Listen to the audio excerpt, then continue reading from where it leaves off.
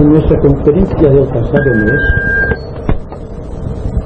tomamos la temática que versaba sobre la introducción a la vida oculta.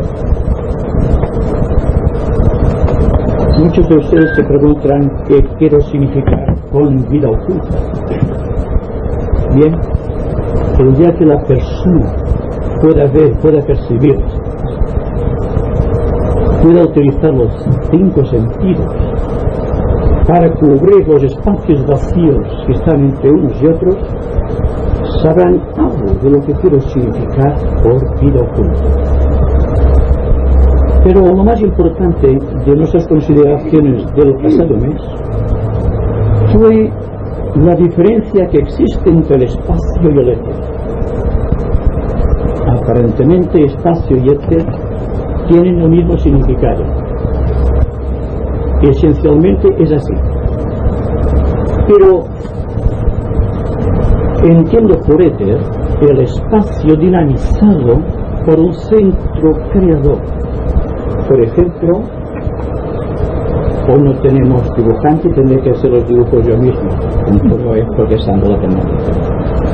Si tenemos en cuenta que esta figura es el espacio,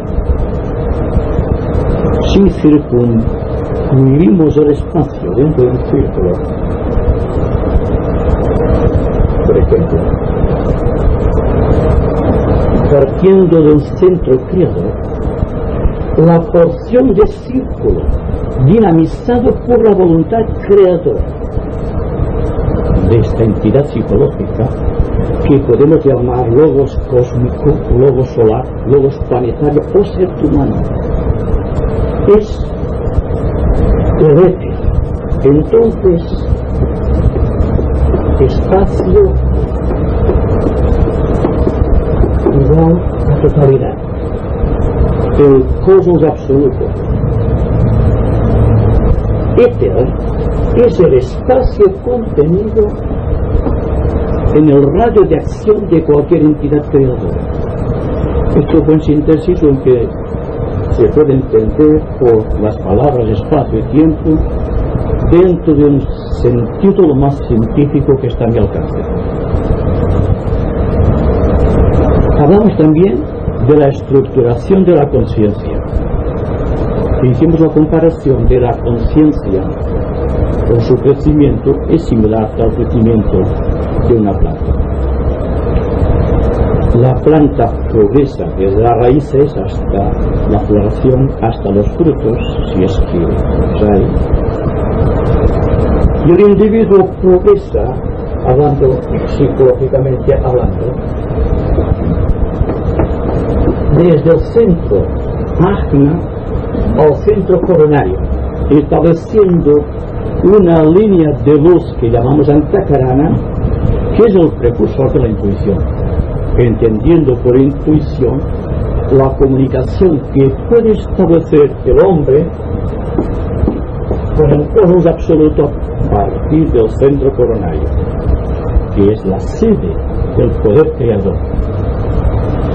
Dijimos también que para obtener la visión del mundo oculto se precisa desarrollar o despertar ciertos sentidos de carácter etérico o psíquico para establecer contacto con aquello que no es perceptible a los 5 sentidos físicos, diciendo que a cada sentido ordinario, los que conocemos, vista, oído, olfato, gusto y tacto, existen en todas las dimensiones del espacio que pueda conquistar el ser humano, estableciendo así lo que se ha dado en llamar esotéricamente la personalidad psíquica, la personalidad capaz de establecer contacto con los mundos ocultos a través del desarrollo de los 5 sentidos corporales, pero elevados a su enésima potencia. Bien, anuncié que hoy hablaríamos o iniciaríamos una serie de contactos con el mundo que nos rodea ocultamente, bajo el lema el tema de la geometría esotérica. Naturalmente que hablar de geometría esotérica es referirse exclusivamente al valor simbólico que tiene cada figura geométrica. Por lo cual, las figuras geométricas conocidas y las que quedan por conocer constituyen todo esto que hemos dado en llamar éter. No hay ninguna figura en el espacio de la clase o naturaleza que sea cual sea su dimensión, que no tenga en su base el éter, porque el éter es la base creadora o sustancial del universo. Pero, al desarrollar la idea de un espacio geométrico en forma esotérica, hay que establecer de inmediato dos corrientes psicológicas de conocimiento que podríamos denominar: una, la filosofía de la vida, la filosofía del ser interno, y otra, la filosofía de la forma, que trata singularmente con geometría pura. La geometría del espacio, como ustedes saben, es lo más simple que pueda estudiarse dentro del campo del intelecto, dentro del campo de la concreción. Se parte de un punto X, el punto es la base de la creación. El punto, o una sucesión de puntos, que es una línea, la línea, al llegar a cierto estadio de su prolongación y encuentro en la existencia, se convierte en un ángulo, y por una ley de la naturaleza, el ángulo tiende a unirse, creándose la primera figura geométrica, que es el triángulo, equilátero, isósceles o escaleno. Esto siempre desde el punto de vista de la geometría del espacio. Entonces, cuando hablamos de la geometría esotérica, miramos siempre el valor simbólico de cada vértice, el simbólico que tiene un punto de contracción que se siente atraído hacia un punto de seguridad, que es el que da la forma a la totalidad del triángulo. Según sea el ángulo y el vértice, así serán los demás. Por lo tanto, si todo fuera eso, sería muy simple.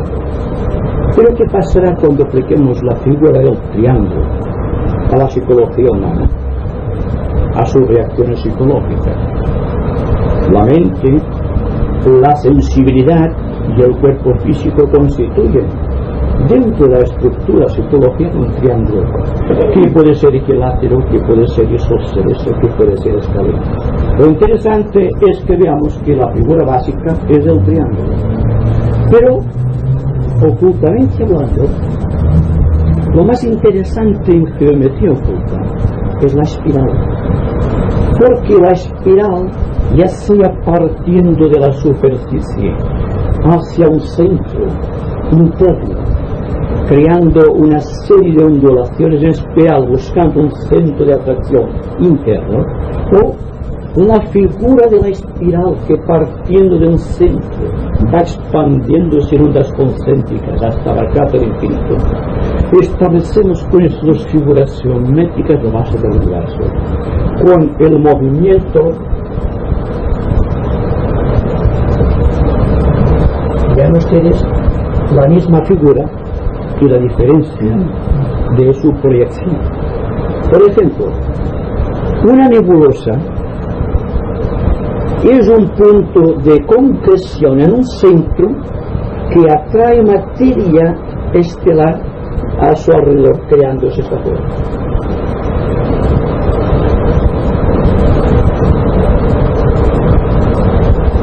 Este punto es la base de la creación, es la base de la gravedad, ya sea la gravedad de un astro superior, un sol, o de una constelación, de las más elevadas, o la gravedad de cualquier peso de la naturaleza, o la gravedad de cualquier persona hacia su centro interior, creándola el egoísmo. La fuerza centrípeta de la naturaleza arranca siempre de visiones externas que van oscilando, pero fatalmente caen bajo la acción del yo. Este yo que está rodeado de envolturas creadas por la fuerza de gravedad de este yo que precisa un cuerpo de manifestación. Y todo en la naturaleza sigue la misma ley. La misma ley que se sigue para el universo con la forma de la nebulosa, hasta crear un núcleo central que después generará otro movimiento de la misma figura, pero con una dirección, con una derivación diferente, como puede ser, por ejemplo, la que no parte de la superficie hasta el centro, creando la ley de gravedad, sino la otra que parte del centro, se expande hacia la naturaleza, hacia el universo, creando la ley de expansión cíclica. Y entre ambos movimientos, el de la gravedad y el de la expansión cíclica, se origina primero el movimiento de rotación de los astros y, en segundo lugar, la ley de expansión cíclica, la ley de expansión o de evolución. Involución y evolución aparentemente tienen la misma forma geométrica, pero los significados diferentes. En la fuerza de gravedad en una nebulosa, cuando constituye un punto de atención solar y atrayendo del espacio el éter que es capaz de dinamizar y lo centraliza aquí creando un universo, y la fuerza de expansión, porque cuando se ha llegado a un límite de gravedad surge automáticamente una fuerza expansiva que lo lanza hacia el cosmos. La ley de rotación y la ley de traslación se pueden aplicar igualmente al ser humano, porque ¿de qué nos serviría la geometría esotérica si no pudiera aplicarse a nuestras reacciones más inmediatas? ¿Hay alguna diferencia, no de forma, sino de significado, entre el egoísmo y el altruismo, entre la fuerza centrípeta que atrae al yo egoísticamente y siguiendo un proceso de incorporación del éter circundante, lo convierte en una masa, en una forma geométrica determinada, con un centro de conciencia que llamamos el yo?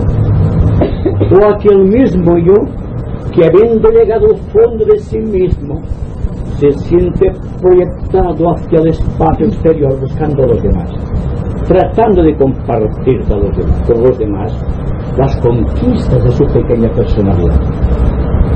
Y entonces surge el altruismo. Así que hay una relación entre la espiral como forma geométrica, partiendo de la superficie hasta el centro, para crear un sistema solar, un planeta, a un ser humano, y la fuerza de expansión psíquica que nace precisamente cuando se llega al fondo de sí mismo y necesita salir al exterior, que llamamos la fuerza centrífuga. La fuerza centrípeta que crea la gravedad y la fuerza de traslación o la fuerza de proyección hacia el cosmos que crea la fuerza, digamos, de expansión del yo. Ustedes dirán que son fórmulas, que son formas de decir algo, pero si detrás de la filosofía de la forma no existiese un motivo supremo de redención, si detrás del trasfondo de todo cuanto estamos manipulando intelectualmente no existiese un propósito esencial espiritual de base, ¿de qué nos serviría la vida? ¿De qué nos serviría haber perfeccionado a través de las edades un cuerpo físico con su complejidad armoniosa, con sus líneas estructurales perfectas, siguiendo un canon, un arquetipo maravilloso de la naturaleza? ¿De qué nos serviría si dentro no existiese algo?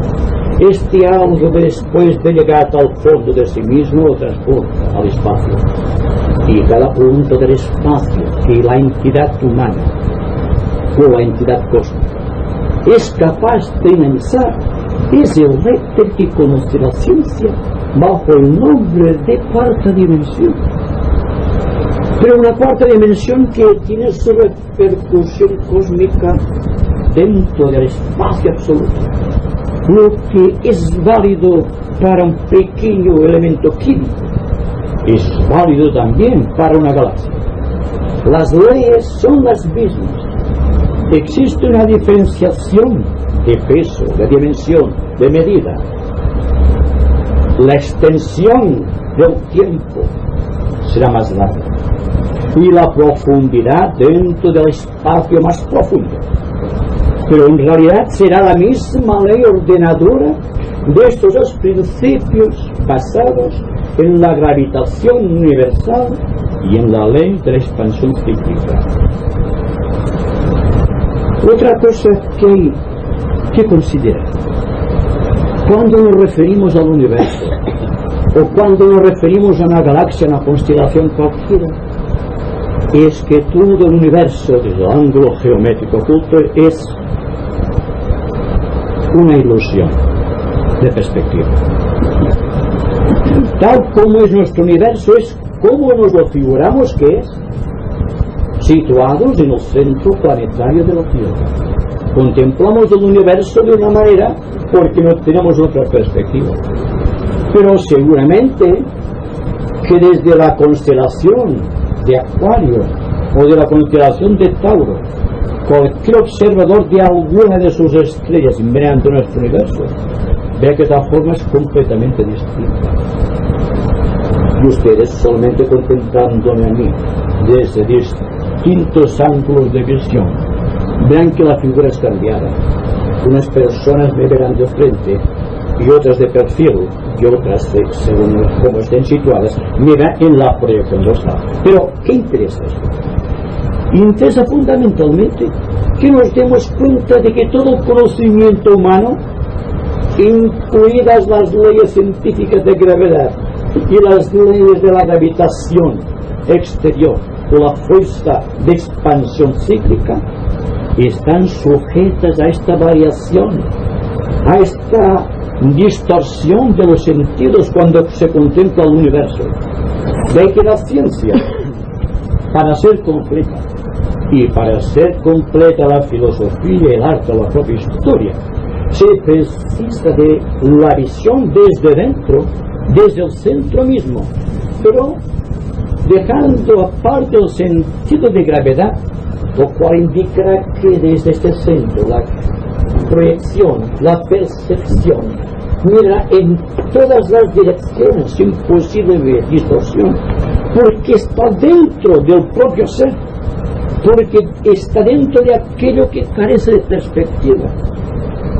Porque si hay algo o alguien en la naturaleza que no tenga perspectiva del ser humano, cuando después de llegar al centro de sí mismo se siente lanzado o proyectado al exterior, y nada de esta ley de evolución, o si ustedes prefieren, de realización o de perfección o de liberación. Este es el punto básico de nuestra conferencia de hoy, en el que se basa todo cuanto vemos, todo cuanto percibimos por nuestros sentidos, por un falso sentido de perspectiva. La perspectiva falsea la visión, y cuando hay equivocaciones en el orden psicológico, y naturalmente hablamos del orden científico, del orden religioso, del orden educacional, es porque hay distorsión de los sentidos, porque la persona ve las cosas desde afuera y desde arriba, cuando deben mirarse desde dentro y hacia afuera, que es cuando existe la perfecta percepción de las cosas que nos rodean. Así que hablar de geometría es hablar de astrología esotérica, es hablar de psicología esotérica, porque puede concebirse una idea sin concebir automáticamente una forma geométrica, o puede concebirse una forma geométrica sin pensar automáticamente en el responsable de aquella forma geométrica. si nos ha enseñado a través del tiempo que existe esta Trinidad que hemos señalado antes, en forma de vida, en forma de cualidad y en forma de apariencia, o en forma de espíritu, como decía Pablo de Tarso, en forma de alma y en forma de cuerpo. Pero al hablar en un sentido geométrico, debemos partir de la base de que existe un sonido precursor del universo, y aquí hay mucho que hablar con esta palabra al llegar al centro. Una voz que surge, el aum, y la incorporación automática por parte de los grandes geómetras del espacio de la cantidad necesaria de materia, de sustancia etérica que en su condensación están creando el universo que conocemos. Pero este sonido, que al rasgar los éteres del espacio se convierte en un color para culminar en una forma geométrica, es el mismo proceso que sigue el Señor del universo, si ustedes aceptan esta idea. Cuando su intención, en el centro, cuando llega al centro, se convierte en una idea y finalmente se convierte en el universo manifestado, que en su esencia no es sino una serie infinita de espirales en condensación constante y en proceso constante de expansión cíclica. De ahí que el movimiento de rotación y el movimiento de traslación alrededor de un centro de gravitación mayor es siempre la ley que impera en el cosmos.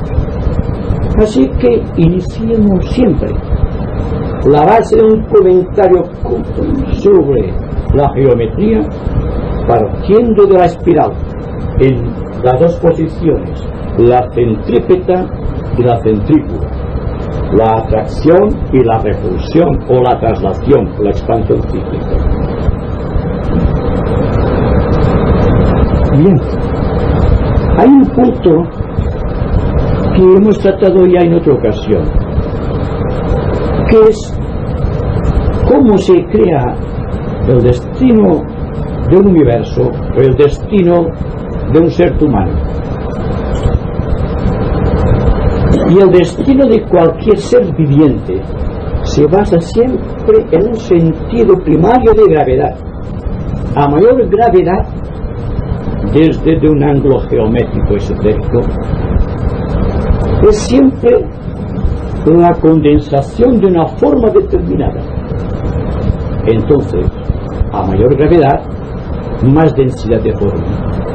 Y tenemos entonces que a menor densidad, a menor peso, más expansión cíclica. Porque entonces se nos habla del misterio de la ascensión, que está aliado precisamente en la liberación de las leyes gravitatorias, las leyes de peso, que todos inexorablemente estamos llevando encima de nuestras espaldas a través de las edades. La persona se puede medir, kármicamente hablando, en relación con su destino, desde el ángulo del peso específico de su masa psicológica y también desde el ángulo de su posición geométrica con relación a los astros. De ahí que la astrología esotérica es hermana de la geometría esotérica. Y dijimos que el esotérico, el esoterista del futuro, tendrá que dominar la astrología, la geometría y las matemáticas, porque la ciencia de los números, la ciencia de la forma y la expansión cíclica del universo son la misma cosa. Depende del ángulo de visión.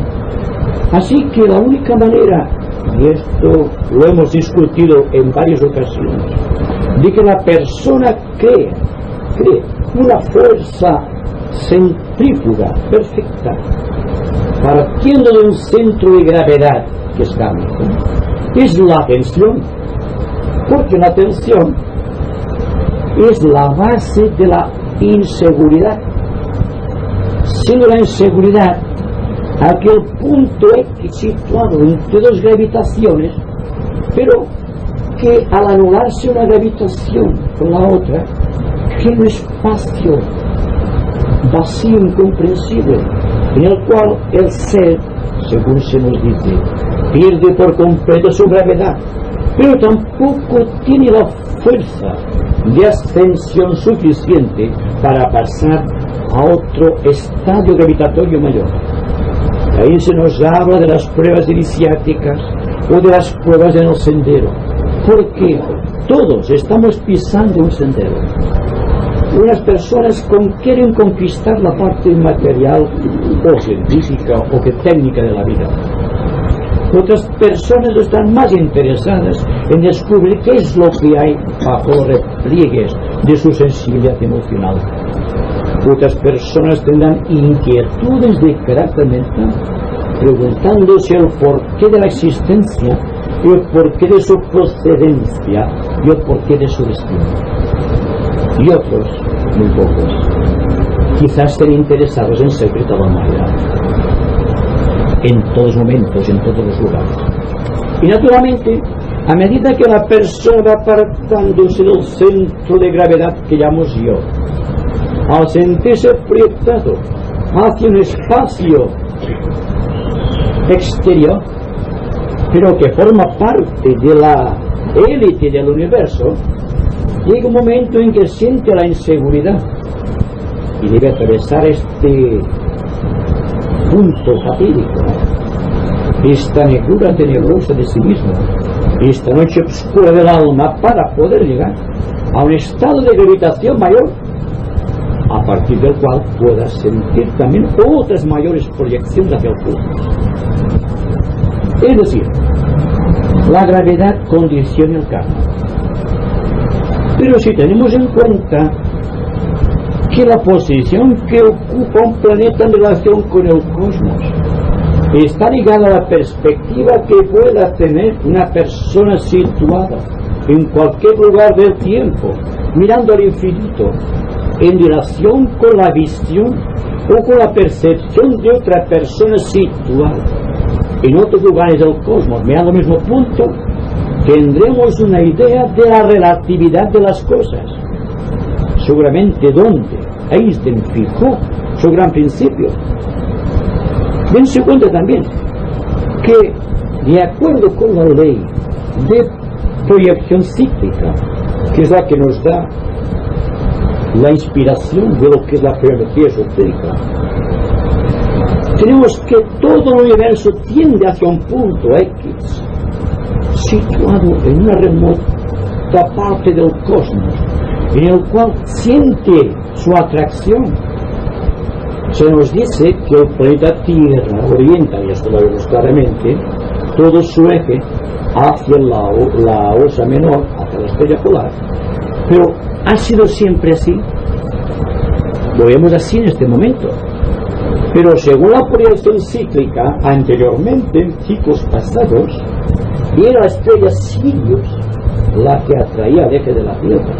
¿Y cuál será la proyección de nuestro eje planetario dentro de 1 millón de años? Y sin embargo, visto el proceso geométrico, desde cualquier lugar del cosmos, separado muchos millones de años luz, no pasa nada, no se ve nada. Se ve la Tierra como un punto perdido. Nosotros tenemos un concepto del tiempo, un concepto del espacio, pero a menos que el concepto tiempo y el concepto espacio no se reconcilien a través de un punto de unión entre ambos, que podemos llamar luz, toda la perspectiva de la naturaleza será falsa, porque se basará en una perspectiva falsa. Porque, aunque no lo queramos, estamos condicionados por el tiempo, estamos condicionados por nuestra posición en la sociedad, que es una posición geométrica en relación con la sociedad, que es otra forma geométrica, la cual está en relación también con la forma geométrica de la Tierra, la cual está en posición geométrica con el cosmos. y según sea la posición de los planetas del universo, las constelaciones o las galaxias sobre el planeta, el karma del planeta será uno o será otro. Entonces, cuanto más tengamos visión desde dentro, mejor veremos las derivaciones de la perspectiva. Veremos que al prolongarse los rayos de luz al infinito, no se curvan, no adoptan posiciones extrañas, sino que siempre está afirmado en un centro de seguridad invariable que es el espíritu del hombre. Y todo cuanto estamos diciendo aquí, en definitiva, es tratar de acercarnos a este punto, pero de una manera creadora, perdiendo gravedad. Aparentemente tenemos que ir hacia aquí, pero realmente el yo y yo son idénticos, es al mismo punto. Si no queremos el asunto desde otro ángulo de perspectiva, porque si vemos esta figura y esta es la misma figura, son la misma figura, ¿verdad? Pero la vibración es diferente, porque es un efecto de perspectiva. Y la perspectiva de la gravedad y la perspectiva de la expansión círculo, al parecer, desde el ángulo de vista geométrico del hombre, es la misma cosa, pero es totalmente distinta. Porque aquí creamos el centro de gravedad que viene por una acumulación de memorias en el tiempo. Y aquí es al revés. Estamos viviendo en el tiempo tratando de descargar la conciencia de todas las memorias acumuladas en el tiempo. El proceso es diferente, ¿verdad? Bien, toda la geometría esotérica a partir de ahora, en tanto estemos dedicándole la atención, se basará siempre en la ley de agravitación que posee el hombre. Ustedes dirán que este centro de gravitación está sujeto fatalmente a un punto mega X del espacio hacia el cual se siente proyectado, lo cual significa que la gravitación está buscando un punto de gravitación. Bien, pero siempre será el punto más elevado de la espiral. La evolución es esto: a partir de un punto X, ir dando estas vueltas hasta abarcarte el infinito. Y cuando hablamos de perfección, cuando el hombre se crea una meta y dice, llegado aquí, la perfección para el hombre puede ser esta meta.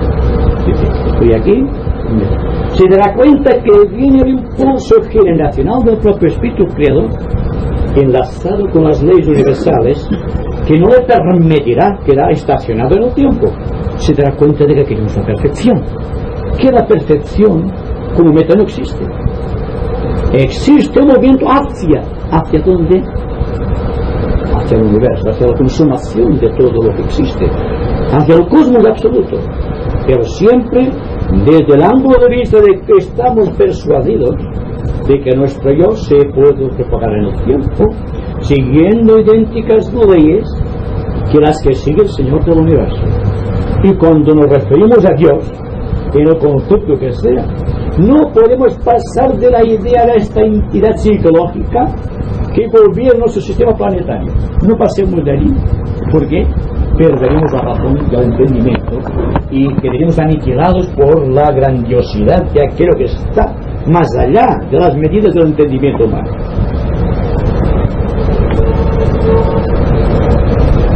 La relación que existe entre la evolución y la expansión cíclica del yo y la fuerza involución de la naturaleza material, que está siempre atado o anclado a un punto de seguridad en el tiempo, origina una lucha. Esta lucha, en términos místicos, lo llamamos el sendero. El sendero es la lucha del hombre por liberarse de la gravitación de su propia vida, sujeta a la estructura kármica que él mismo se ha creado. Indica también que esto que es la rueda de la espiral de la evolución está sujeta siempre a puntos a planos paralelos que igual pueden ser bajo esta perspectiva y bajo esta otra. Crearemos ciertos planos de visión. Esta figura ya la han visto, ¿verdad? Es decir,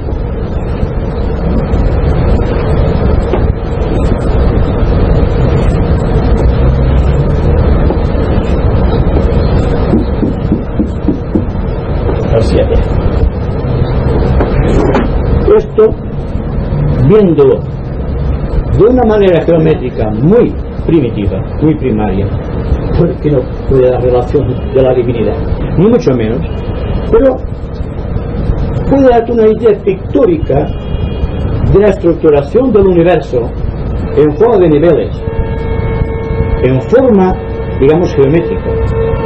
La forma geométrica, ya sea la que presento aquí o la de la espiral, siempre siguiendo una determinante general, que es, digamos, el paralelismo.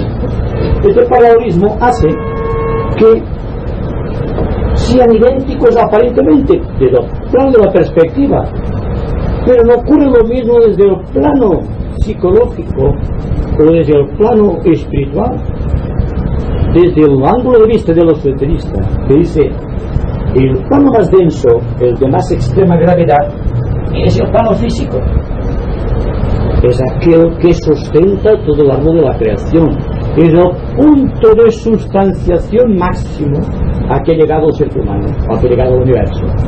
Bien, pero existen otros puntos paralelos que constituyen en su interacción la base creadora de la expansión cíclica o la evolución. En un primer principio, cuando la fuente de vida descendía hasta aquí, por el proceso que vimos de substanciación o de gravitación, creó el plano físico.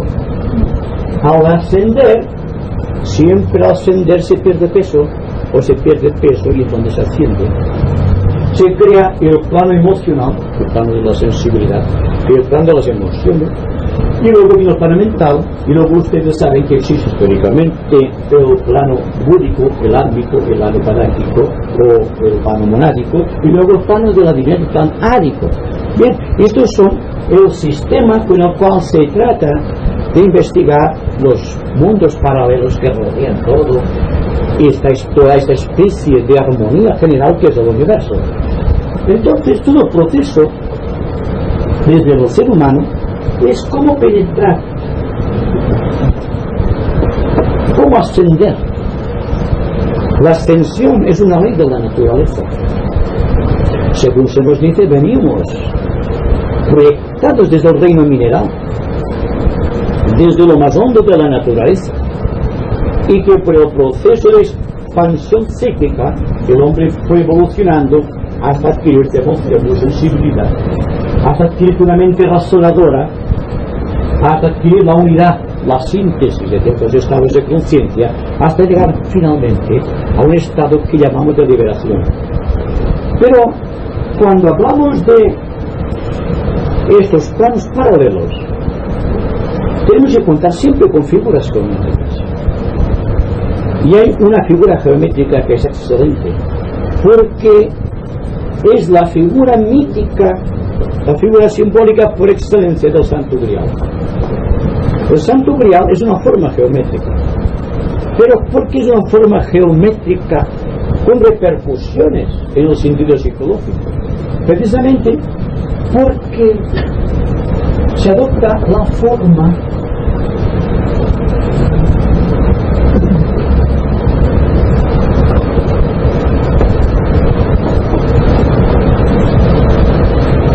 del Grial, con su contenido místico, la sangre de Cristo es simbólico, que buscaban los caballeros de la tabla redonda, que buscaban los templarios, que buscaron todos los hombres, que tienen dentro del corazón el sentimiento íntimo de reconciliación con el cosmos, y que por lo tanto están en un proceso de expansión cíclica, están dándose cuenta de que en su búsqueda, partiendo de una base y a través de la base del soporte y del soporte a la copa mística están estableciendo lo que técnicamente hemos dicho que es un lentacarán. Es el puente de luz que va de lo más hondo de la materia hacia la mente más elevada. Pero ¿cuál es el símbolo místico, la figura geométrica que surge en el cuarto plano paralelo de la naturaleza, o que llamamos el plano único? Es la figura de unidad del círculo.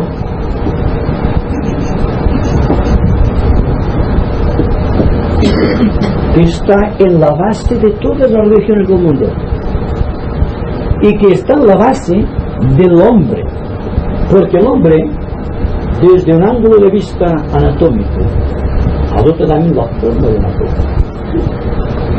Está tratando de obtener a través de ese centro el contenido místico del cosmos para convertirse en una entidad cósmica. Pero la figura geométrica por excelencia es la cupa. Ustedes saben que en todo proceso místico existe la cupa. Y hemos dicho anteriormente, en otras ocasiones, que los atlantes que descubrieron el valor de la campana como objeto místico y por qué era el objeto que mejor pronunciaba el hombre. Era el significado que tiene para el ser humano la conquista, el punto que va, lo que antes decíamos. Lo vemos más claro ahora. Este punto que va desde el centro intelectual al centro intuitivo. Pero bastaría que el hombre ascendiese hasta aquí, sin una ramificación realmente antacarán. No se puede buscar el grial, no se puede hablar de los misterios del reino, no se puede hablar de proyección cósmica sin tener en cuenta que la línea que va del hombre intelectual al centro intuitivo no le servirá de nada si no tiene bondad en el corazón. Y ahí que todo el sistema de ecuaciones geométricas, numéricas, matemáticas, como sea, si falla el sentido de bondad, no tiene importancia. Además, esotéricamente sabemos que nuestro universo está creado bajo el impulso de un rayo de amor, el segundo rayo. Hemos discutido en anteriores ocasiones sobre la virtualidad de los 7 rayos de nuestro universo, buscando la genealogía del propio cosmos y tratando de ir descendiendo hacia nosotros, abarcando cada vez más amplias zonas de luz. Y hemos llegado a un punto en que nos damos cuenta de que realmente estamos avanzando por terrenos no trillados, por senderos no hallados por pies alguno, excepto los nuestros. Y eso es bueno. Entonces es cuando la perspectiva interior ya no puede fallar, porque estás más allá y por encima de todos los conocimientos externos y de todos los comentarios. Dominas el conocimiento desde arriba y desde dentro, y no desde abajo y hacia afuera. Por lo tanto, te has liberado de la perspectiva, que es la causa del cambio. Y cuando hablamos de la situación de los astros en relación con el planeta, y siempre se hace bajo formas geométricas, como el triángulo, el cuadrado o las 6 puntas, o, dicho de otra manera, en forma de cuadraturas, de trígonos o sextiles. Nos daremos cuenta de que todo es una inmensa forma geométrica que vio perfectamente Platón cuando decía Dios geometría, porque había visto que no solo las formas físicas de la naturaleza, sino que el propio ser humano es una forma geométrica perfecta. Y cuando hablemos de las proporciones y de las medidas perfectas del universo, nos daremos cuenta de la maravillosa oportunidad que tenemos solamente de ir tratando de revestir nuestra forma geométrica de belleza, nuestra perspectiva de visión mental de verdad y nuestro corazón de bondad. para medir los tesoros, los secretos del cosmos. Y ahora ustedes pueden preguntar.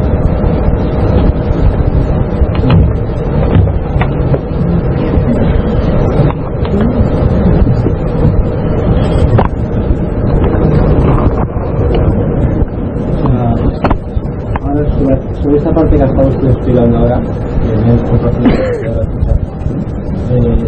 había meditado yo anteriormente y durante la conversación. Y resulta que podemos utilizar mucha analogía también con el desarrollo de los centros. Se dice que esa cerrada está más allá del tiempo de lo físico, no está en la cabeza, sino está más arriba. Entonces, haciendo una comparación con el Santo Grial, tenemos que la copa también tiene una ligera diferencia, digamos, de altura con la forma redonda. Y haciendo otra comparación con el Santa Cadana, tenemos que, digamos, el desarrollo de la conciencia de Agnes, de las ideas de Agnes, hasta el otro punto, que es aquí donde encuentro quizás la mejor explicación, vemos que no puedes llegarse hasta un desarrollo digamos, un desarrollo liberado de esta perspectiva que usted decía antes, hasta que no se produzca un sentido de equilibrio eliminado por el corazón. O sea, no sé si me he explicado, pero perfectamente. Sí, perfectamente. Se nos dice que en el corazón está la sabiduría infinita y que la mente es la sede de la inteligencia.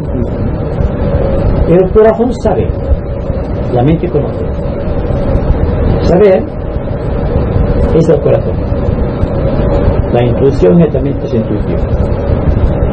La mente puede distorsionarse porque mira las cosas según las perspectivas. El corazón no tiene perspectiva y está siempre huérfano de perspectiva. Está viviendo, hablando en un sentido muy figurado, en el seno de una gran inseguridad cósmica. Y además,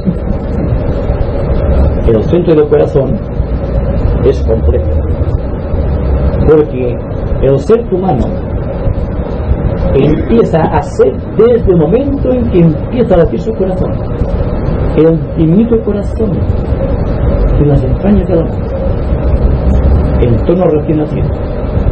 Y el movimiento de sístoles y diástoles tienen que ver con los movimientos antes descritos de la gravitación y de la proyección hacia el cosmos. Siempre veremos la analogía cósmica en forma geométrica, en forma mística, en forma psicológica, en forma espiritual. Siempre veremos los mismos principios. Existe una proyección del hombre hacia lo más elevado. Y quiero insistir sobre este punto porque cuando el hombre está mirando hacia arriba, está mirando desde el corazón. Y al ascender, está desarrollando el centro de la garganta. Al ascender del corazón, porque la mente lo ha despertado, o lo ha conquistado, o se da cuenta de que tiene un corazón. Se puede ser muy inteligente y carecer de bondad. En el caso que cuentas personas malintencionadas que Dios las perdona. Pero, siendo el corazón la base del yoga verdadero, que nada tiene que ver con el Raya Yoga, que con Hatha Yoga, que con el Bhakti Yoga, que está más allá. Y muchas personas confunden el Bhakti Yoga con el yoga del corazón. No tiene nada que ver el Bhakti Yoga con el corazón. Porque el Bhakti Yoga es el centro del plexo solar que va ascendiendo hacia el corazón, pero no está en el corazón. En tanto que el yoga de síntesis, el yoga del corazón, es porque parte del corazón buscando su proyección celeste. Y al ascender las relaciones, ya estamos con las espirales. Estamos desarrollando la mente y estamos desarrollando la parte superior. Y eso es válido no solo para nosotros como seres humanos, sino por el propio Señor del universo. Porque el punto que hemos denominado de gravitación mayor es la atención de amor que deposita el ojo solar en un determinado punto del espacio. y a partir del cual surge después todo el universo. Es un movimiento de contracción, de compresión hasta un cierto punto, y entonces viene automáticamente otro movimiento de expansión, que es el sístole, el diástole, el corazón, que es el movimiento de la respiración, que tiene dos movimientos, la inhalación y la exhalación, que es el movimiento de la circulación de la sangre, que viene regulada por los latidos del corazón, que es un movimiento de acercamiento del hombre a los demás, que es un movimiento del corazón, que es un movimiento de la búsqueda del hombre de la verdad, y es un movimiento esencial del corazón, que es la búsqueda del santo grial, que es un movimiento del corazón. Porque el grial, ya digo, no es una cosa, no es una forma, aunque adopte simbólicamente la forma del cáliz y del verbo, sino que está más allá y por encima de todas las condiciones existentes, porque se halla en el centro místico del planeta, allí donde, según se nos dice esotéricamente, está el Señor del mundo, el Señor de Zambala. Bien, pero Zambala es el corazón del planeta, como el Logos Solar es el corazón del universo.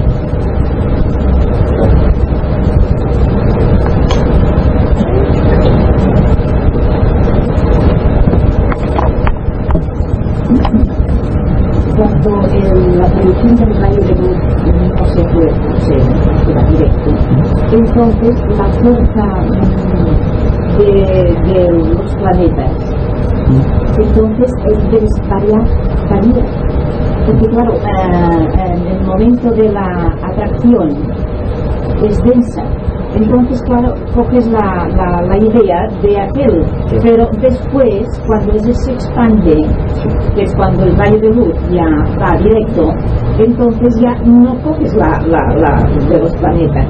O sea, ¿verdad? Entonces, un poco la idea y empezaré diciendo. Sí.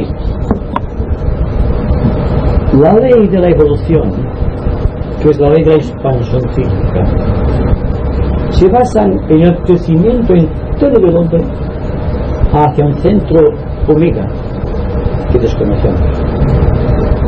Lo malo es cuando decimos, aquí está mi punto de llegada, o nos situamos en una meta y decimos, voy a desarrollar el centro Sahasrara, o voy a desarrollar el centro Ajna, o el centro Manipura, o el centro Ahat. Bien, cuando empezamos buscando la evolución de algún centro determinado, estamos condicionando la vida, buscamos una seguridad, y desde el ángulo geométrico perfecto no existe un punto de llegada, sino una proyección cósmica constante, como la espiral de la evolución. Si el universo llegase a culminar, sería imperfecto constantemente. ¿Por qué es perfecto una cosa? Porque está evolucionando, está en un proceso de mística transformación.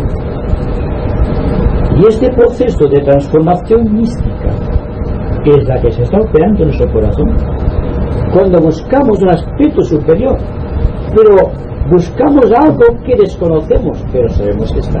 El misterio de la fe se basta.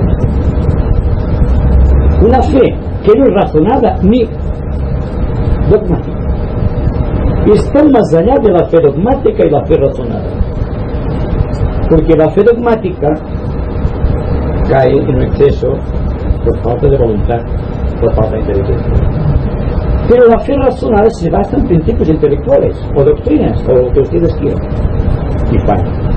Entonces lo mejor es el sendero medio del corazón, porque es el sendero que pasa en medio de los opuestos. Le preguntamos a una persona, ¿qué te parece? ¿Qué es mejor, el bien o el mal? Según sea su figuración, su modo de ver, dirá, esto me gusta, el bien me gusta más el bien porque es un poquito de lo mal, pero es verdad que el mal es malo y hay que desecharlo y que luego hay que aceptarlo, porque es buscar siempre una resistencia entre el bien y el mal. Y si pasamos por el centro, no puede haber no debe existir ningún desequilibrio, ningún esfuerzo. Entonces debe haber un punto de inseguridad siempre. Quizá no tenga ni forma geométrica, hablando esotéricamente, en el cual el bien y el mal son la misma cosa, porque se han equilibrado. Es que la luz es mejor que la sombra, desde un ángulo de vista esotérico. La luz tiene su propiedad y la sombra tiene su propiedad. Porque si no hay una propiedad de percepción de la sombra, ¿cómo podríamos conceptuar o percibir la luz?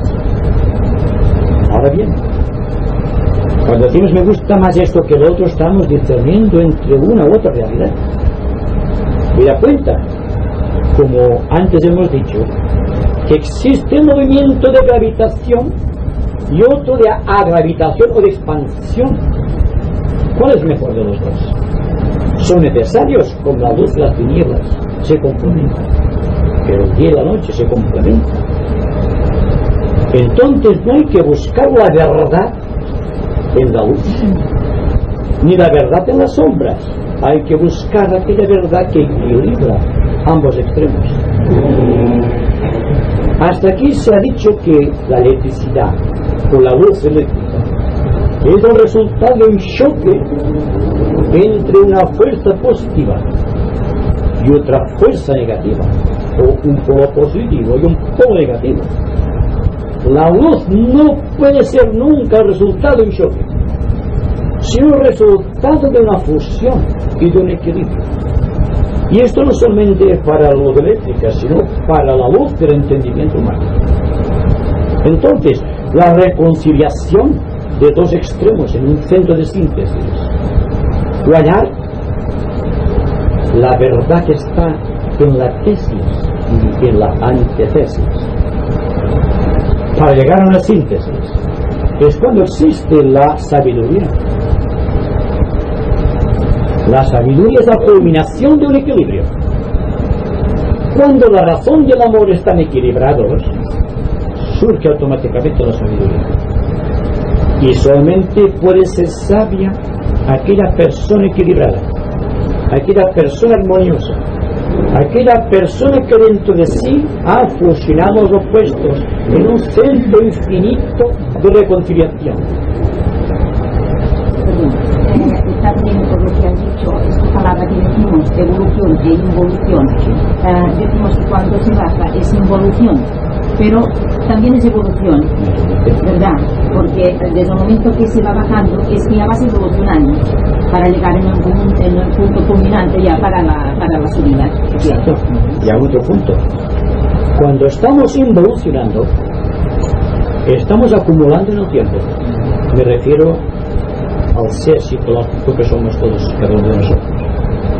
Al descender a lo más bajo, en el sentido figurado siempre, estamos adquiriendo del medio ambiente todo aquello que necesitamos para descender, el lastre necesario. Porque la experiencia es la base de la sabiduría. Y no puede haber evolución sino una involución de principio. Y no puede existir altruismo sin un egoísmo de base. Y no puede haber un movimiento de expansión cíclica en el tiempo con el espacio sin partir de un centro de gravedad. Llámese de yo, o llámese del centro de un sistema solar, o llámese de Kundalini, el centro del planeta. La idea es la misma, expresa la misma significación. Lo interesante, a mi entender, es que en cada momento de la vida sepamos situarnos geométricamente hablando, psicológicamente hablando y hablando espiritualmente también, en un centro de equilibrio. Y cuando este centro de equilibrio creará las líneas de acceso que van al centro coronario que hace al corazón, siendo este centro el unificador de ambos, porque entonces se crea un triángulo cósmico.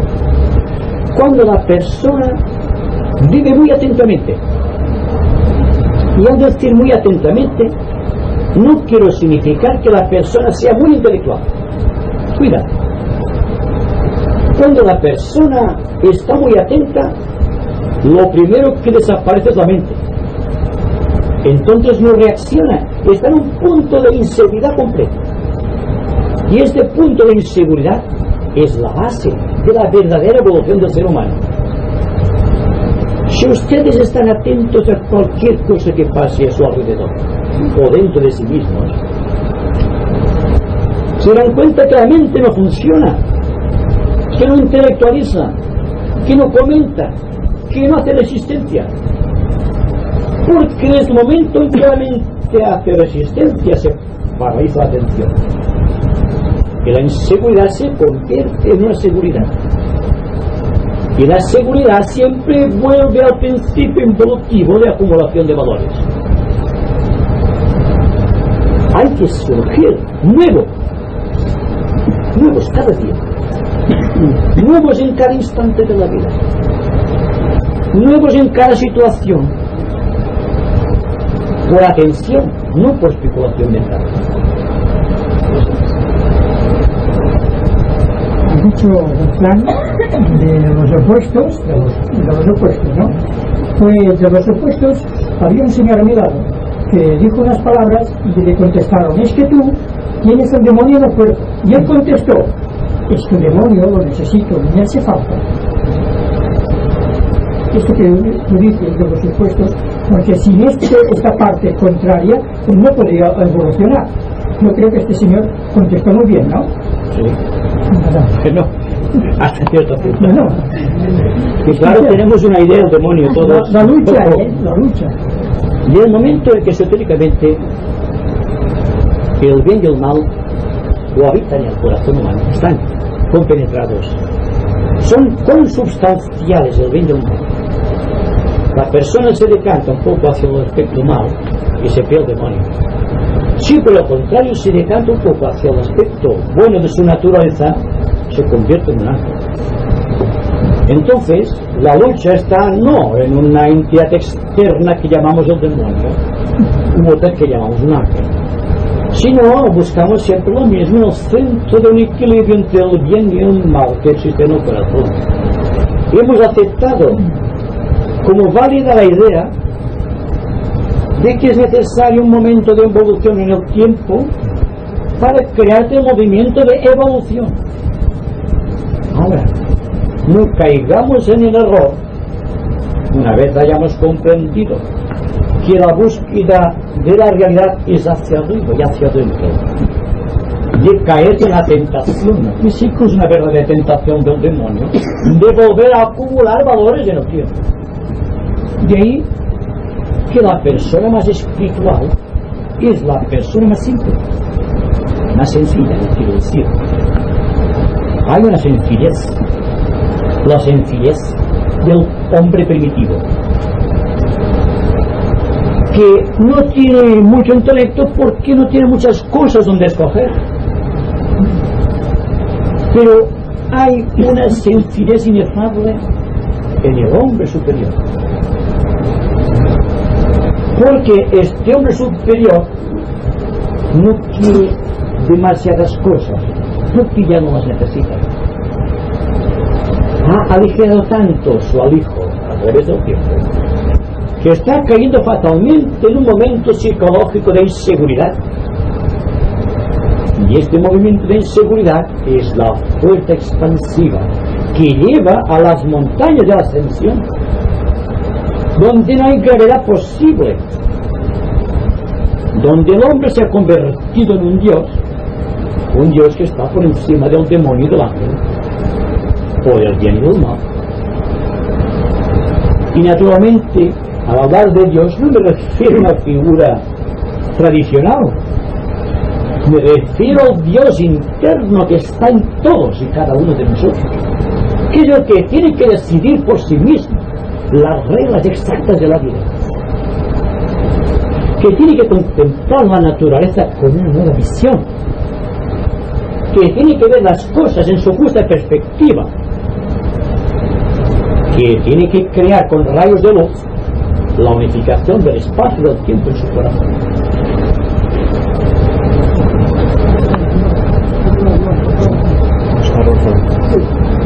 levanté para eliminar tan gravemente la parte esa de la psicología que siempre he tenido y se ha pensado en todos los puntos con la cabeza, y ahora el cerebro se está en el corazón.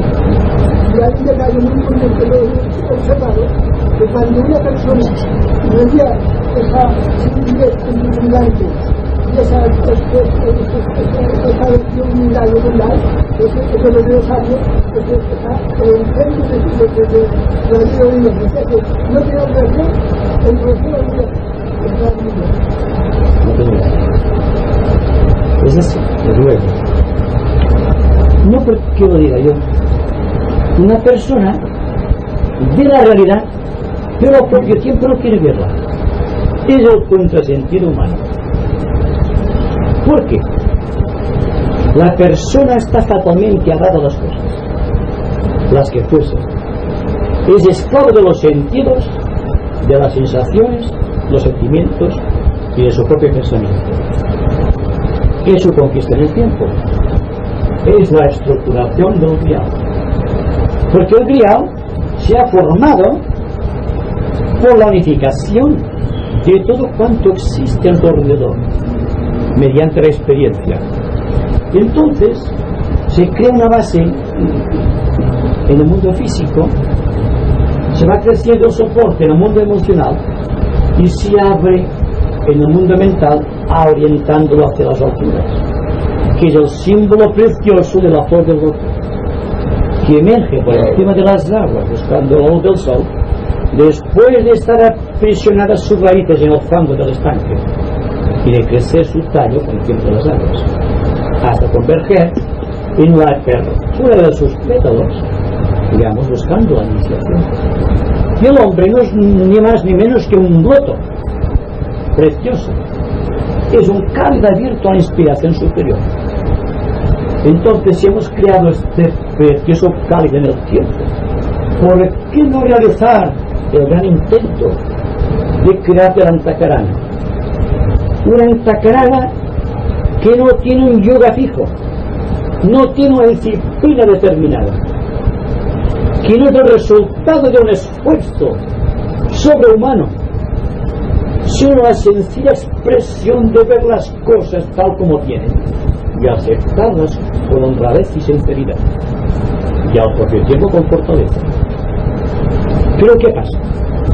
Cuando la persona en cualquier estadio del sendero enfrenta una realidad que le duele, automáticamente crea subterfugio intelectual. Y entonces nacen, se exteriorizan los sucedáneos, aquello que no es.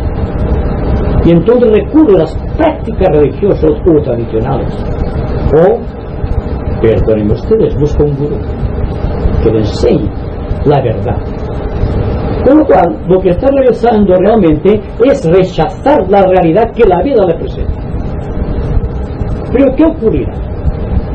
Cuando la persona abiertamente, sinceramente, con toda honradez, esté enfrentando una realidad sin desviarse del objetivo, contemplando atentamente con todo su ser, como ustedes están atentamente escuchando en estos momentos, pasará pues que ustedes van a resolver el problema. Y aparentemente una cosa tan sencilla es lo que más cuesta en un mundo tecnificado, materializado, que da más valor al confort y a la seguridad que a la inseguridad que necesita la mente para llegar a Dios. Y todos pecamos lo mismo mal, todos adolecemos de los mismos principios, y la ética, la moral, Dios y todo cuanto conocemos en sentido religioso como la fraternidad es falso, porque no hemos enfrentado nuestra propia realidad, porque estamos constantemente reuniendo todos los problemas psicológicos, porque cuando sufrimos y sufrimos intensamente, al contemplar intensamente el sufrimiento tiene que haber un punto de resolución. No es el guía espiritual o el médico físico el que puede solucionar un problema psicológico de tal trascendencia. Tendrá que ser otro estímulo supremo. Y esto que aparte tan sencillo como la sencillez de la mente, es lo que más cuesta. Porque tienes que dejarlo todo. Tienes que volver a nacer. Tienes que ser nuevo cada momento del día y de la noche. Tienes que dejar los anclajes de las seguridades. Tienes que perderte para hallarte, como decía Juan de la Cruz. Pero nada, no ocurre nada. Cuanto más valores, más importancia yo, más seguridades en nuestra vida, más cuentas en el banco, más coches en la puerta, más complejidad en nuestra vida, más nos hallamos en el centro de gravitación, donde no hay posibilidad de redención. Y no digo que hay que dejar todo esto, porque lo que interesa, y esto vale para todos los niveles sociales, es el estado de sencillez mental, el estado de no dependencia de los valores externos. Se puede ser rico y ser sencillo, y se puede ser pobre y muy ambicioso, acumulando constantemente. Lo que interesa no es el ser rico o el ser pobre, el tener mucho o tener poco, es el estar desligado de todas esas posesiones. Se pierde, bueno y qué, se mantiene, bueno y qué, y este bueno y qué es la base de la sencillez y la base de la inseguridad que todos queremos conquistar, todos queremos que sí. Sí, es verdad, pues nadie lo hace, o muy pocos lo hacen, y el que lo hace sufre un poco, porque es como el molusco que está pegado a la roca. Tiene que sufrir, pero al desengancharlo nosotros sufrimos también y nos podemos arañar. Son rémoras en el tiempo que hay que desechar en el propio tiempo. Es decir, que yo definiría la sencillez con una atención suprema a todo cuanto ocurre.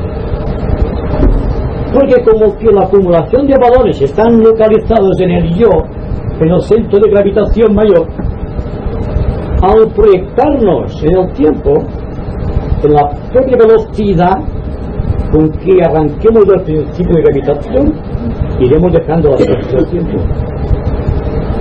Resumiendo, es un estado de conciencia de ser, no de realizar.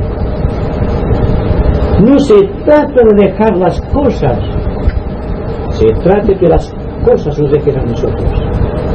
Y esto solo es posible cuando la persona vive impersonalmente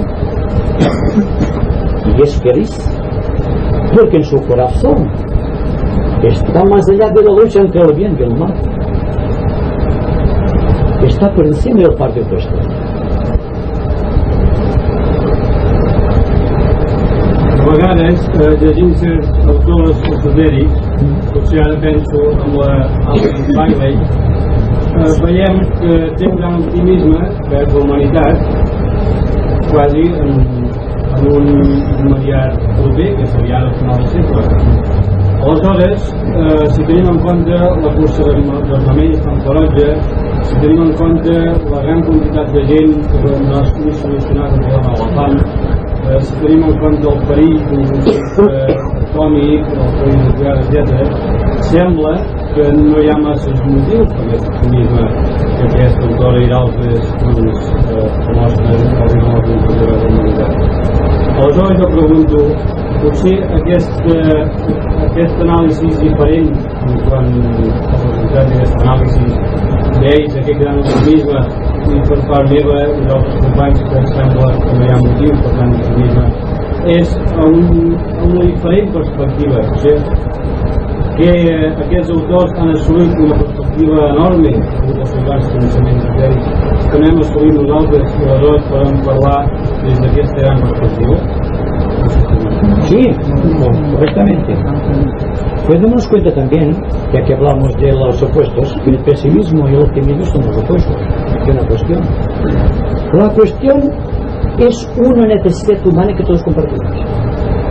No solo desde el ámbito familiar, sino también el ángulo universal, por cuanto todos estamos inmersos en problemas.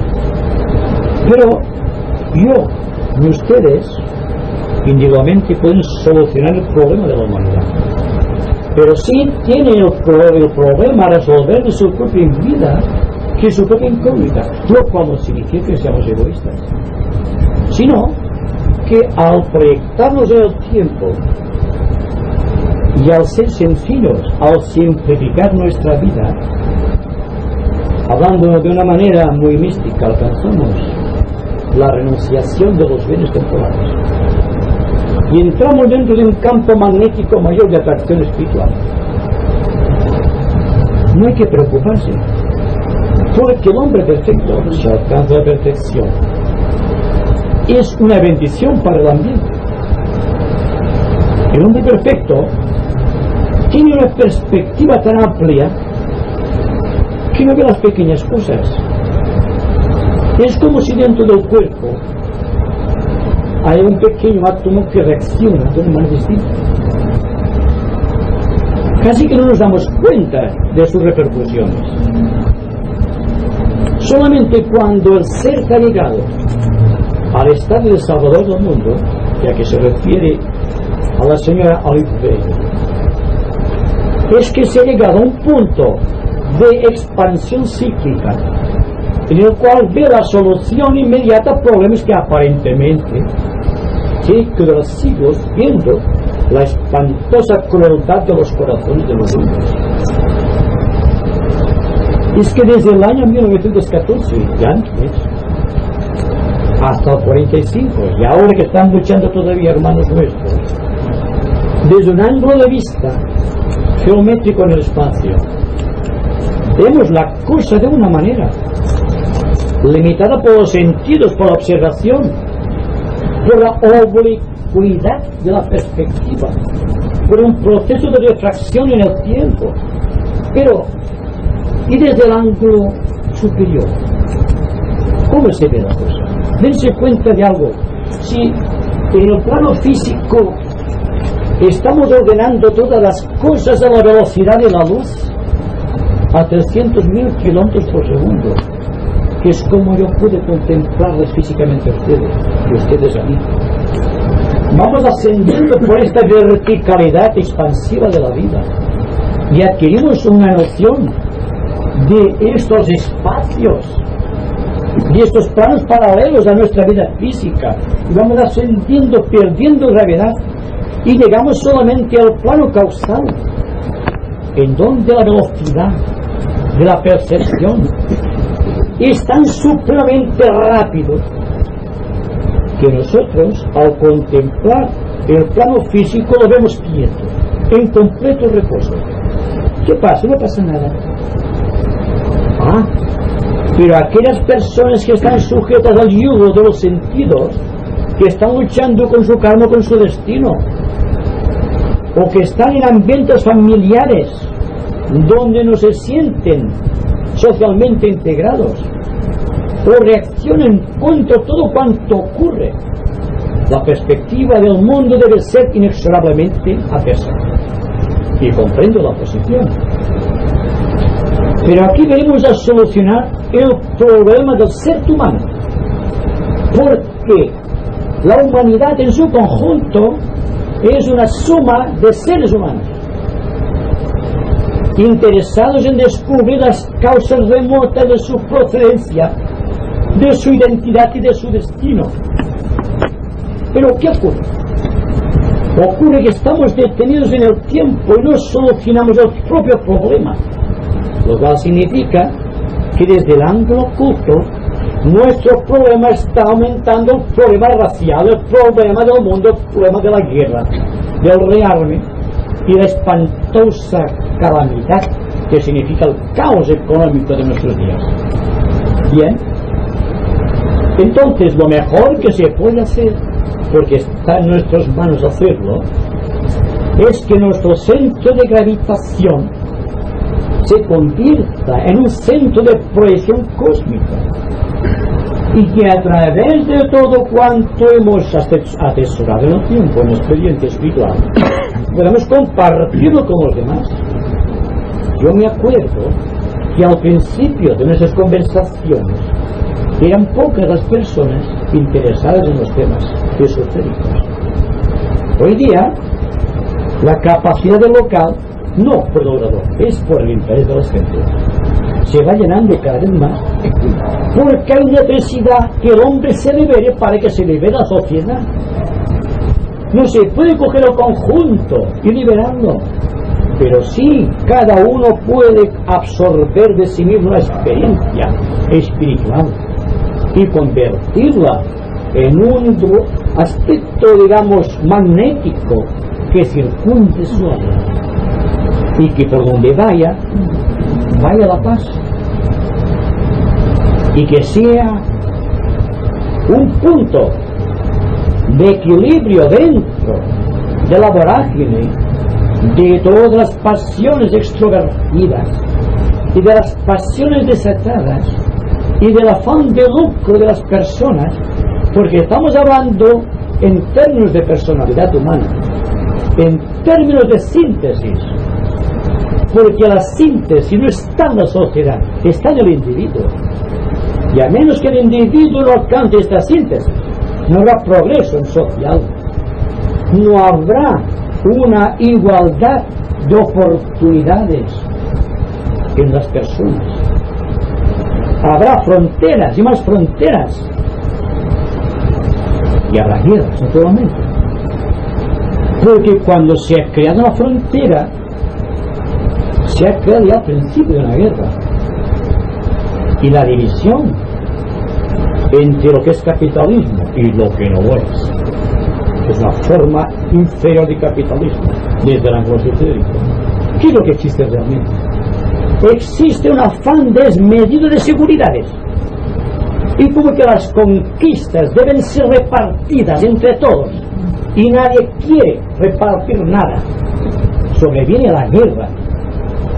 Entonces, si el mundo está luchando, si el mundo se está rearmando, si el mundo está sufriendo angustiosamente por sus faltas de oportunidades, al menos que existan personas como nosotros, que tratemos de aligerar la tensión planetaria, que tratemos de poner luz donde existan sombras, que tratemos de servir y no de ser servidos, volviendo siempre a las máximas de Francisco de Asís, de ser en Dios y no en los hombres, lo cual significa que somos hombres completos, porque tenemos a Dios en el interior que lo estamos derramando ahora.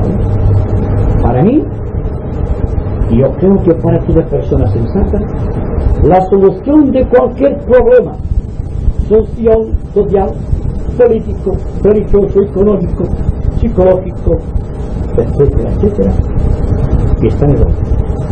En el hombre que comprende, en el hombre que no lucha con los demás por motivos de preferencia o por motivos de acumulación, sino que está tan integrado dentro de valores internos que su vida es un peligro para toda forma de opresión en este mundo angustiado. Entonces, nosotros estamos detenidos en el tiempo por nuestra mente interior, porque claro, estamos cerrando las fronteras. ¿Cómo que no tiene traslación sino solamente rotaciones? Está acumulando, es como la bola de nieve que baja de la montaña. Cuanto más desciende, más va acumulando. Entonces, si esta bola tuviese conciencia, esta bola de nieve que baja por la montaña y ve que camina hacia su perdición, será quizás buscar un árbol en el camino donde pueda desplazarse. Y esto es lo que me refiero cuando hablo de este punto de inseguridad que nadie quiere aceptar, porque la guerra siempre viene inspirada por motivos de seguridad, y es la seguridad nacional la que crea las fronteras. Y como queremos proteger la nación, tenemos un ejército, y como que hay un ejército hay necesidad de armas, y como que hay necesidad de armas, estamos moviendo un mecanismo económico de los pueblos. Pero en definitiva, ¿qué es lo que está en el trasfondo de toda esta cosa? Esta cosa tan compleja. Está siempre el afán de seguridad, el estar detenidos en el tiempo, con la mente siempre depositada en valores sensorios o en el confort de una vida agradable, sin importarnos nada de lo demás. Pero la mente viene y especula sobre las necesidades del mundo, y entonces empieza la discusión sobre lo que pasa en el mundo, sobre la guerra real, y si todas esas cosas, sobre que no hay oportunidades, sobre que hay peligro de bomba atómica, que mantienen suspenso el miedo y el terror en las gentes, sin darse cuenta de que todo está fomentado por nosotros mismos, y que solo nosotros mismos podremos detener la carrera de armamentos. Cuando detengamos la carrera de la agresividad en el propio corazón. ¿Lo hacemos esto? Seamos sinceros, no lo hacemos, ¿verdad? Somos competitivos, somos crueles, somos malvados, no nos amamos, y lo sabemos todos. Estamos especulando sobre el amor, pero el corazón está sin amor. Entonces, ¿qué queremos? ¿Qué mundo queremos fabricar?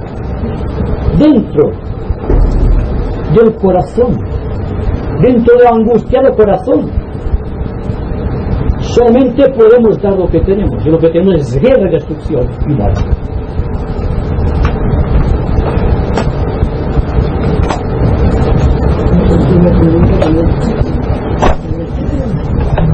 És un moment, sisplau, que si no els altres no ho senten i és una llàstima. La pregunta tal vez un poco rara, ¿no? Soy neófito en estas cosas, pero tengo intuición y me interesa mucho hablar, ya es una cosa interiormente. Parece ser que hablando, ¿no?, en el sentido de principio de espíritu, ¿no? O sea, donde el hombre no haya podido tener su principio, hay una sucesión de vidas, digamos, una sucesión de vidas, según vamos algunos superiores de libro, y yo me pregunto, en la actual existencia que tenemos el hombre, ¿estamos en un lugar o estamos en un estado de vida? Como parece ser que cuando hacemos el cuerpo, parece ser que no es un lugar, como no tenemos cuerpo, el espíritu no ocupa lugar, por lo tanto, a mi entender será un estado de vida. Yo digo, si en este mundo tierra, a pesar de tener el cuerpo o la montura que nos envuelve el espíritu, si estamos también en un estado de vida, o más bien es un lugar en los sentidos esotéricos, que es más allá de lo que en realidad es, que parece ser que no es.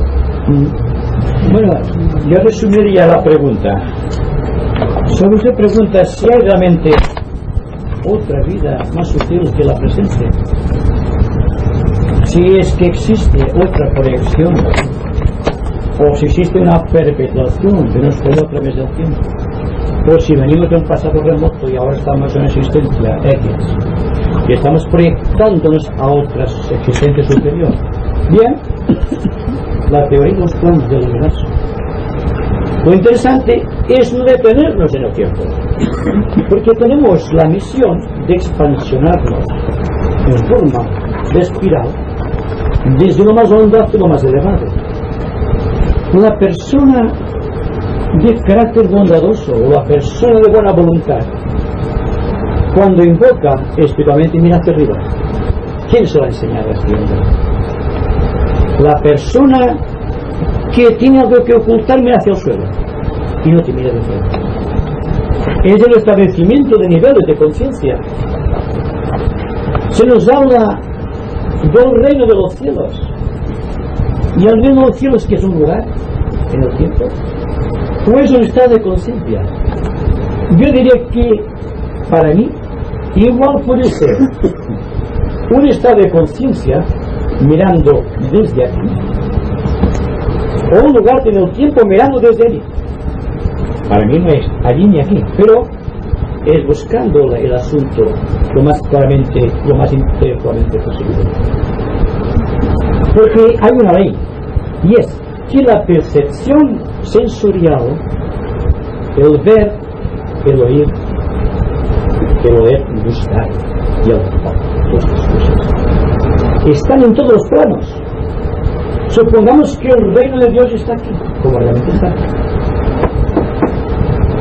Pero desde el ángulo de la geometría oculta, no puede ser, pues no puede existir aquí. No podía existir aquí también formas que nosotros no podemos considerar a través de los 5 sentidos sensoriales. Entonces, quizá un habitante del reino de los cielos tiene formas y ve formas y está en un mundo de formas. Luego, su pregunta es muy inteligente, pero dése cuenta que desde el punto de vista de que estamos aquí, el reino de los cielos es un estado de conciencia. Pero si estamos aquí, será un lugar de no tiempo, o en lugar de una dimensión diferente. Seremos conscientes de todo cuanto nos rodea. La división es cuando, estando aquí, queremos mirar lo que hay allá. Pero para mí, si la persona se integra aquí correctamente, verá claramente el proceso. Lo que ocurre es que no estamos integrados. La mente tiene una dirección, la sensibilidad tiene otra dirección, y el cuerpo físico tiene su propia dirección. Y cada uno de los cuerpos, el cuerpo físico, el vehículo emocional y la mente, poseen su propia conciencia, aparte del yo. Cuando se habla de los yogas, está tratando de unificar todo esto. Hatha Yoga, Bhakti Yoga y el Raya Yoga. Y entonces viene el yoga de síntesis, que es el que hace todo esto, la gestión perfecta. Pues bien, cuando estamos luchando en el plano físico, todo el plano físico es lo más aparente. Cuando alcanzamos la conciencia astral, todo cuanto existe en el plano astral es tangible, es objetivo, porque somos autoconscientes en el plano astral, no simplemente conscientes. Y cuando pasamos al plano mental y somos autoconscientes, cuidado, autoconscientes en el plano mental, entonces vemos formas que desde aquí no podemos percibir, pero que indudablemente existe porque nuestro universo es geométrico en todos los planos. Y por lo tanto hablamos de geometría esotérica. Y a la hora de geometría esotérica vamos a buscar la relación que existe geométricamente en cada uno de los planos paralelos, buscando una síntesis, que la síntesis para uno sea el plano físico, buscando la integración física a través del sistema de Hatha Yoga. Para otros será otro yoga diferente, pero dense cuenta que todo es lo mismo, que en cada plano del universo hay formas cuando somos autoconscientes. Me está anunciando que es muy tarde.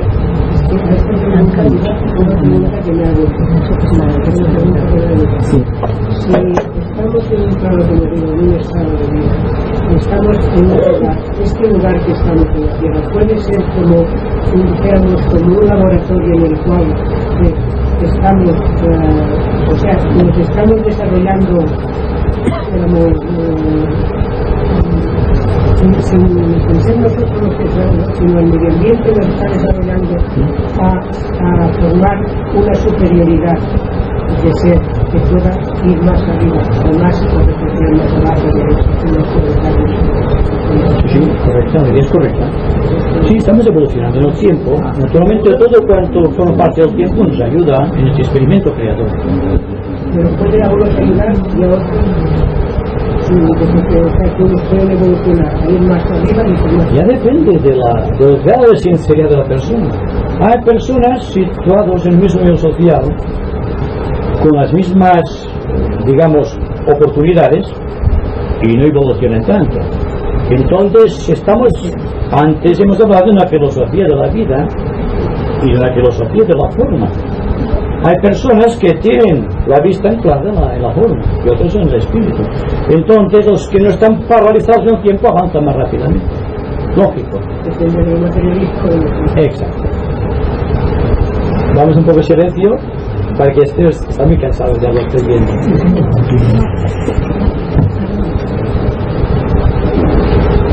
Advirtiendo, como siempre digo, que estos momentos de silencio finales son para absorber del ambiente, del ente circundante, todo cuanto se ha dicho, todo cuanto se ha expresado, todo cuanto se ha pensado, no en forma intelectual, en forma de síntesis.